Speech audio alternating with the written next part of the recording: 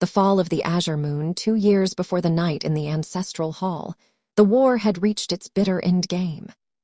The Vossar armies, led by Lord Kaien, had finally broken the last defenses of the eastern valleys.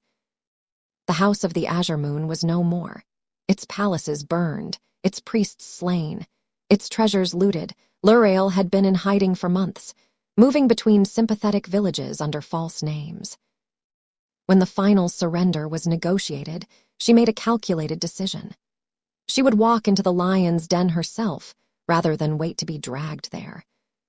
She arrived at Kaien's war camp on a cold, misty morning, dressed in the last remaining formal robes of her house, deep indigo silk with silver embroidery. Her long black hair pinned in an elaborate style adorned with the last of her family's turquoise jewels. The first meeting the command tent was heavy with the smell of wet canvas, wood smoke, and oiled steel.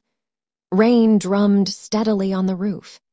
Inside, maps were spread across a low, lacquered table, weighted down by daggers. Torches cast flickering golden light across the faces of Kaien's generals. When Lurael was brought in, the room fell silent. Kaien was seated at the head of the table, his massive frame relaxed but alert. His silver hair was tied back, though strands had escaped to frame his sharp face. A fresh scar still healing across his left collarbone peeked from beneath his dark robe.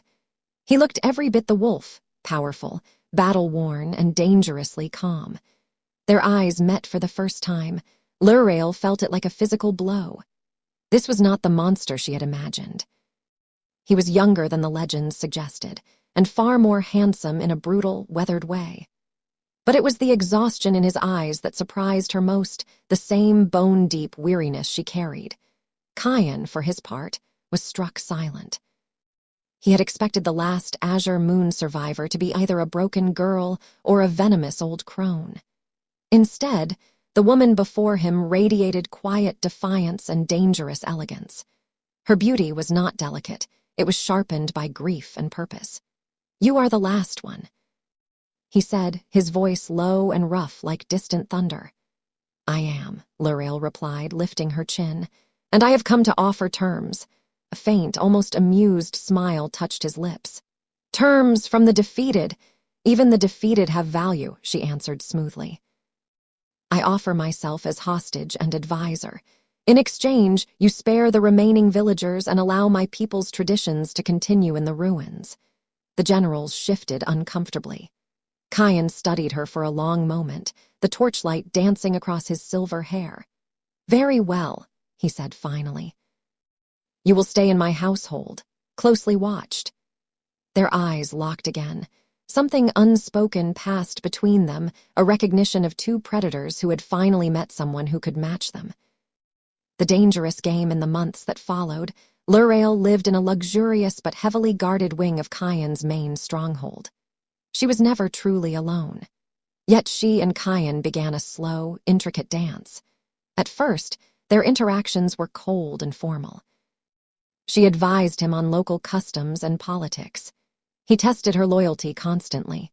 They circled each other with sharp words and even sharper observations, but tension grew in the quiet moments. Late-night strategy meetings where their hands would accidentally brush over maps, the way he watched her when he thought she wasn't looking, the night she found him alone in the garden, staring at the moon, his silver hair loose. She stayed. They spoke of nothing important and everything. Kaien had never allowed anyone close after losing his family. Lurael had sworn she would never feel anything for the man who destroyed her world. Yet both found themselves drawn to the only person who truly understood the weight of leadership and loss. Their first real kiss happened 4 months after their meeting, a sudden, angry collision in the shadows of a moonlit corridor after a particularly vicious argument. It was violent and desperate, both of them furious at themselves for wanting it. They broke apart breathing hard, eyes wide with shock and hunger, before Kaien turned and walked away without a word. After that, the stolen moments became more frequent. A hand on the small of her back when no one was watching, fingers tracing scars in the dark. Whispered conversations where they admitted truths.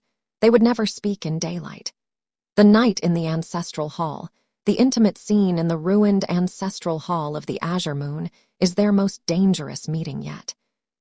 Kaien has brought her back to what remains of her family's estate, now under his control, under the pretense of surveying the lands. In truth, he wanted to give her this one night in the place she once called home.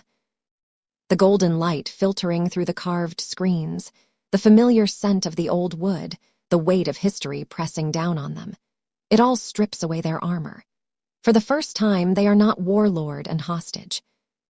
They are simply a man and a woman who have fallen in love against every rule written by the world around them. This is why the embrace feels so charged. It is not just desire, it is surrender, grief, defiance, and hope all tangled together.